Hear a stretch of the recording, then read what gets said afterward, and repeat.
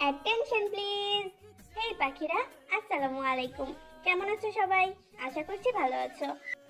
আমি তোমাদের জরুরি একটা কথা বলতে চাই, যেটা আমার কালকের ভিডিওতে বলা উচিত ছিল, কিন্তু আমি ভুলে গেছিলাম। তার জন্য আজকে বলা। আমি না আজকে বাড়ির উদ্দেশ্যে রওনা দেব। সো আমি যেহেতু নোয়াখালী থেকে রাজশাহী অনেক দূর, অনেকটা জার্নি। আর আমি বাসে উঠলে অনেক বেশি অসুস্থ হয়ে যাই, প্রচুর বমি করি। তো হয়তো আমি আর 3-4 দিন ভিডিও দিতে পারবো না। কিন্তু তোমাদেরকে এটা এই কারণে বলছি যে আমি যেহেতু ভিডিও দিতে পারবো না, তো আমার চ্যানেলটার কি অবস্থা হবে বুঝতেই পারছো।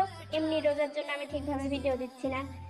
তার জন্য আমি তোমাদেরকে বলতে চাই, তোমরা প্লিজ যারা আমার ভিডিওগুলো রেগুলার দেখো, তারা প্লিজ আমার অন্য অন্য যে স্টোরিগুলো আছে না, যেটার মনে চাই সেটার পার্টে ঢুকে 2-3 মিনিট দেখে বের হয়ে যাবে। দিনে 2-3 বার এটা করবে, তাহলে আমার চ্যানেলটা অ্যাক্টিভ থাকবে।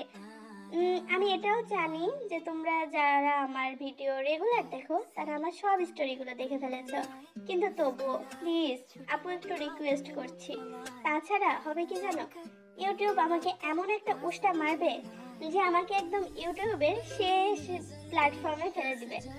ওখান থেকে উঠে আসতে আমার আবার জীবনটা শেষ হয়ে যাবে।